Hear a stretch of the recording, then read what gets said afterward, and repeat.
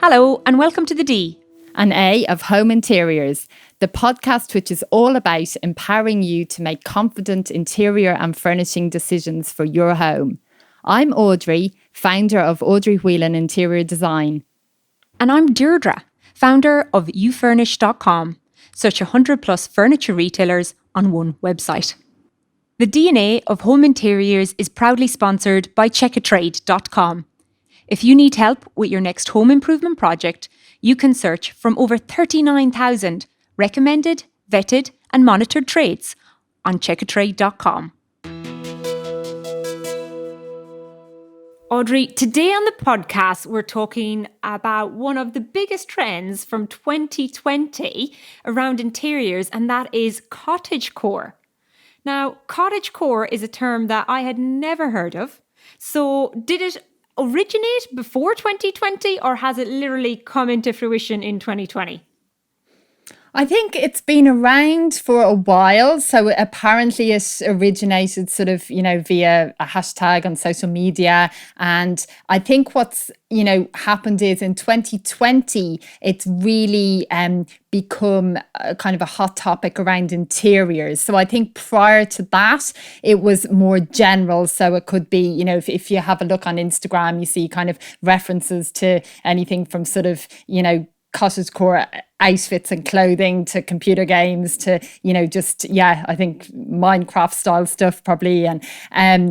But 2020, I think because of COVID and because of us all having to have such a shift in lifestyle and so much time spent at home, I think this is where cottagecore became a trend. So that idea of looking back to heritage and the kind of what springs to mind when you think of cottage life. It's sort of it's coziness, it's fires, it's traditional fabrics and patterns, and then it's baking, cooking, like really kind of, going back to basics.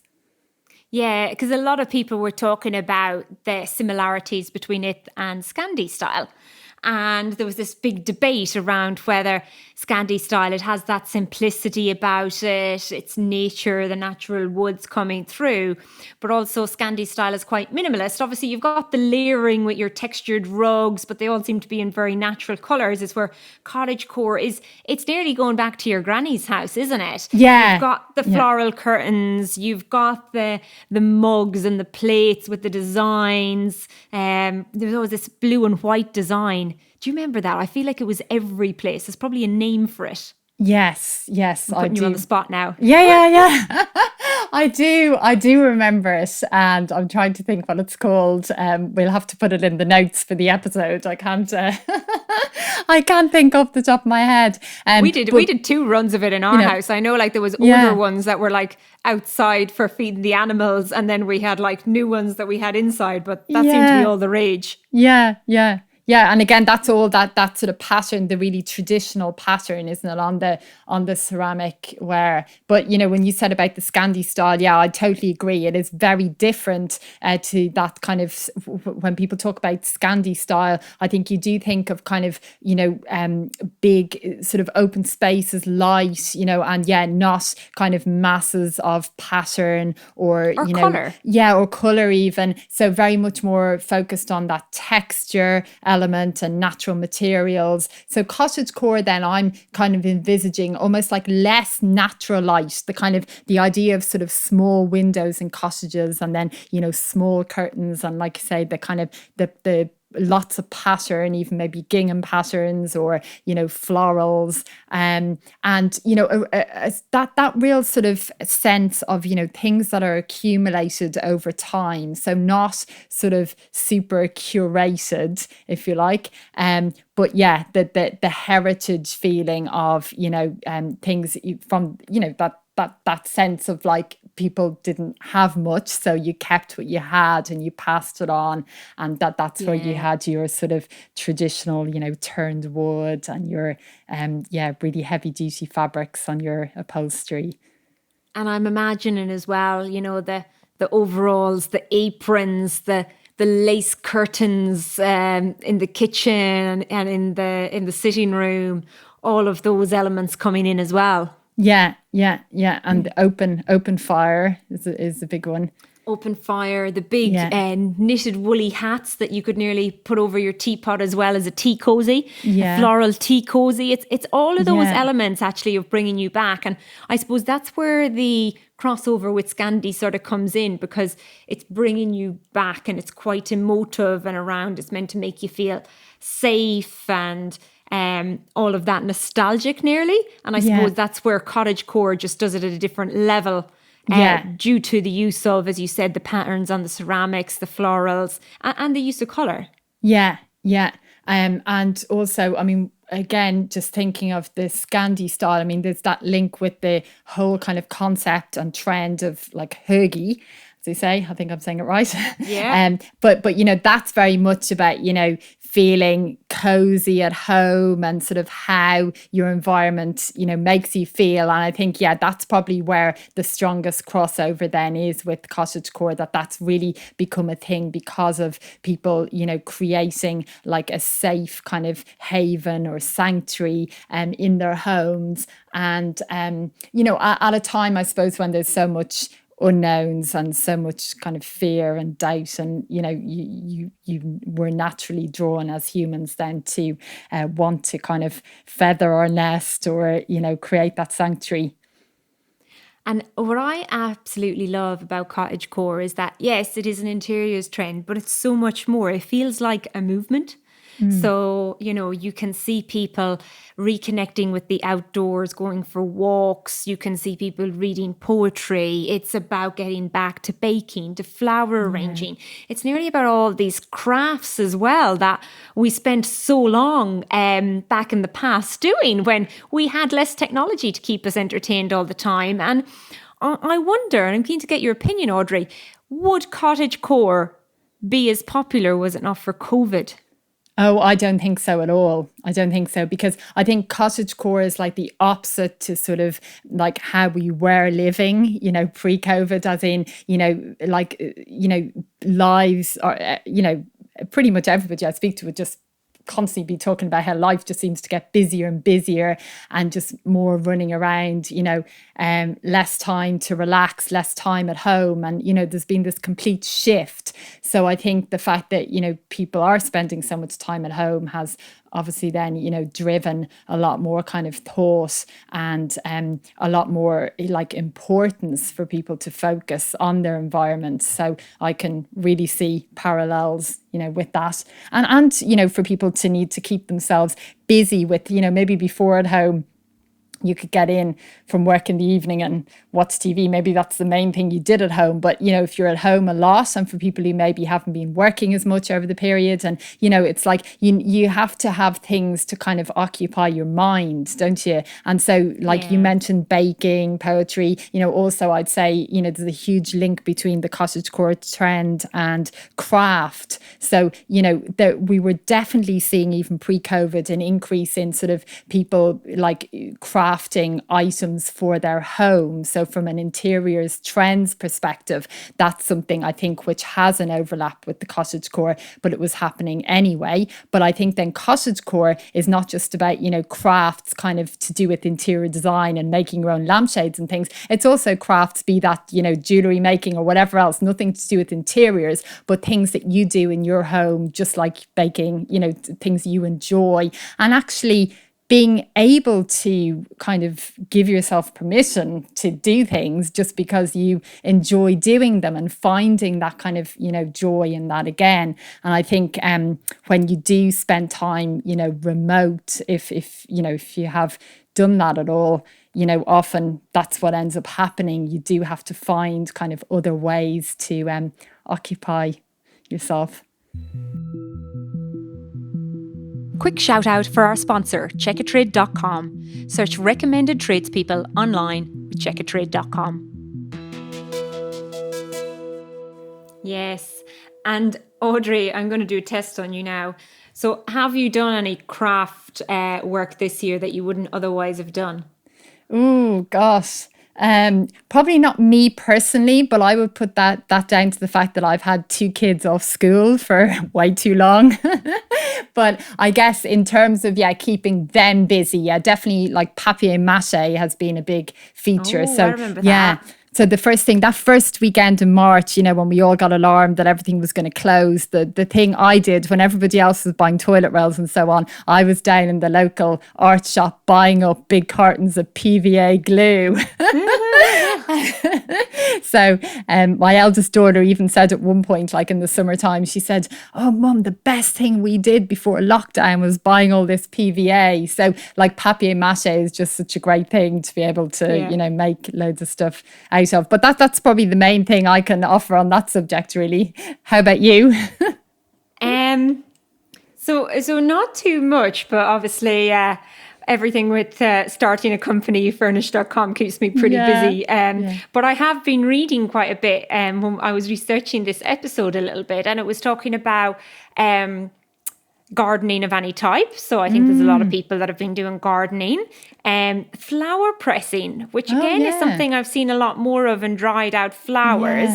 Handwritten letters, which I thought is quite nice. Yeah. And then they talk about the visual vintage crockery, most notably tea sets. So I haven't had any tea parties. And then cross-stitch and embroidery. So obviously knitting, anything like that. I can see people potentially doing that. Yes, yeah. Yeah, I think people who are into knitting but find usually they don't have much time, then heard of a lot of people getting back into it. Then we have the baking, which it doesn't surprise. Talks about open fields, reading poetry, reading outdoors as well. And the last one that I had a little bit of a giggle out was catching bugs. Oh, yeah.